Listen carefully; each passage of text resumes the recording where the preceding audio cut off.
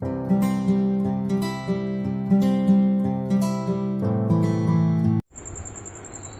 Friends, welcome back to my channel Deep classes.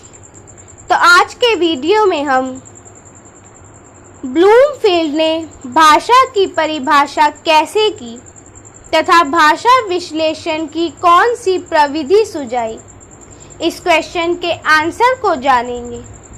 लेकिन हमारा आज का वीडियो स्टार्ट करने से पहले अगर आप हमारे चैनल पर नए हैं या आपने अभी तक हमारे चैनल को सब्सक्राइब नहीं किया है तो इसे सब्सक्राइब कर लें, जिससे हमारे आने वाले वीडियो के सभी नोटिफिकेशंस आप तक पहुंच सकें। तो चलिए बिना देरी किए हम अपना आज का टॉपिक स्टार्ट करते हैं।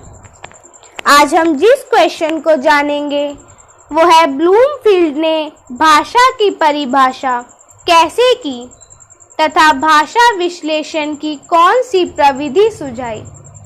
इसका उत्तर देखें तो आधुनिक भाषा विज्ञान में लियोनार्ड ब्लूमफील्ड का नाम प्रमुख रूप से लिया जाता है, जिनका जन्म 1888 में शिकागो में हुआ था।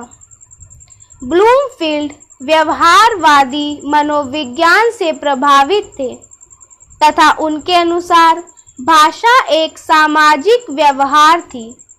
ब्लूमफील्ड की भाषा विज्ञान से संबंधित पुस्तक लैंग्वेज को भाषा विज्ञान की बाइबिल कहा जाता है। वर्णनात्मक भाषा विज्ञान की व्यवस्थित आधारशिला को रखने का श्रेय ब्लूमफील्ड को ही जाता है। इसलिए इन्हें आधुनिक भाषा विज्ञान का पिता कहा जाता है। इस संप्रदाय का येल विश्वविद्यालय प्रमुख केंद्र होने के कारण इसे येल संप्रदाय भी कहा जाता है। ब्लूमफील्ड तथा परवर्ती अमेरिकी संरचनात्मक भाषा विज्ञान स्वनिमों, रूपिमों का निर्धारण तथा उसकी व्यवस्था और एक से अधिक रूपिमों का निर्धारण तथा उसी व्यवस्था और एक से अधिक रूपिम के रूप में मिल जाने से उत्पन्न स्वाभाविक परिवर्तनों से संबंधित रहा है। इसी के आधार पर बाद में स्वनिम विज्ञान, रूपिम विज्ञान, रूप स्वनिम विज्ञान का विकास हुआ। ब्लूमफील्ड ने भाषा संबंधी विचार व्यवहारिक मनोविज्ञान से प्रभावित थे, जो निम्नलिखित है। पहला, बोलने की क्रिया उच्चार है। दूसरा, एक समाज में अक्रमिक उच्चार समान या लगभग समान होते हैं। तीसरा, ऐसा समाज एक भाषाई समाज होता है। चौथा, उस समाज की उच्चार समग्रता उस भाषाई समाज की भाषा होती है। पांचवा, लघुतम मुक्त रूप शब्द है। छठा, लघ्यतर मुक्त रूप प्रबंधन है। सातवां, वृत्त रूप जो भाषा का भाग हो प्रत्यय है। आठवां, किसी भाषा के रूपों की संख्या सीमित होती है। नौवां, अलग अलग रूपिम उच्चारण की दृष्टि से समान या अंशतः समान हो सकते हैं। 10वां, औच्चारणिक अभिलक्षण की लघुतम इकाई स्वनिम प्रभेदक ध्वनि होती है। 11वां, किसी भाषा के स्वनिमों की संख्या उसके रूपिमों की संख्या की तुलना में बहुत कम होती है।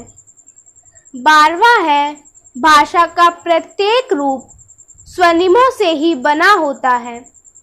किसी भाषा के रूपिमों और शब्दों में स्वनिमों के क्रम की संख्या संभावित क्रमों से बहुत कम होती है। 13वां है, जो स्वनिम क्रम किसी भाषा में वृहत होते हैं वह ही उसकी ध्वनि अभिरचना है। तो समग्रतः इन सूत्र वाक्यों में ब्लूमफील्ड ने एक कालिक भाषा विज्ञान, कालक्रमिक भाषा विज्ञान, समाज भाषा विज्ञान तथा भाषा शिक्षण विषय कुछ अत्यंत मूलभूत बातें भी संक्षेप में ले ली है। ब्लूमफील्ड के भाषिक सिद्धांत तथा भाषा विश्लेषण की प्रणाली में अनुभववाद और आगमनात्मक पद्धति चरम बिंदु पर देखने को मिलती है। ब्लूमफील्ड के पहले के विद्वानों ने अनुभववाद का सहारा लिया, लेकिन जिन पद्धति को ब्लूमफील्ड ने स्वीकार किया उसे उन्होंने पूर्णतः वैज्ञानिक बनाने का प्रयत्न किया। उनमें केवल सैद्धांतिक प्रतिबद्धता ही नहीं थी, बल्कि वह प्रणाली को लेकर भी एक अत्यंत सजग और सतर्क वैज्ञानिक थे।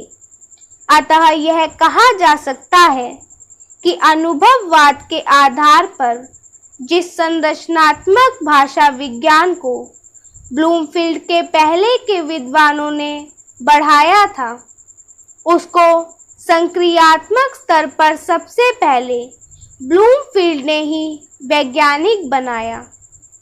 इस तरह भाषिक विश्लेषण के प्रायः सभी आयामों को ब्लूमफील्ड ने लिया तथा सैद्धांतिक और अप्रयुक्त दोनों ही क्षेत्रों में उन्होंने महत्वपूर्ण 3 स्तरों ध्वनि, रूप, वाक्यों को विश्लेषित करने के लिए एक मॉडल दिया, जिससे आगे चलकर संरचनात्मक मॉडल कहा गया। ब्लूमफील्ड के सिद्धांतों में ध्वनि तथा रूप रचना के स्तर पर भाषा विश्लेषण का मुख्य आधार वितरण है। वितरण के आधार पर ही उनके सिद्धांत में स्वनिम और रूपिम का निर्धारण किया गया। तो इसी के साथ हमारा आज का टॉपिक यहीं खत्म होता है, जिसमें हमने जाना ब्लूमफील्ड ने भाषा की परिभाषा कैसे की तथा भाषा विश्लेषण की कौन सी प्रविधि सुझाई। अपने नेक्स्ट वीडियो में हम संरचनात्मक भाषा विज्ञान के अन्य नाम और अधिक्रमीय व्याकरण का तात्पर्य जानेंगे। तब तक के लिए अगर हमारा आज का वीडियो आपको पसंद आया हो तो वीडियो को लाइक एंड शेयर करें और हमारे चैनल को सब्सक्राइब करें। Thank you for watching.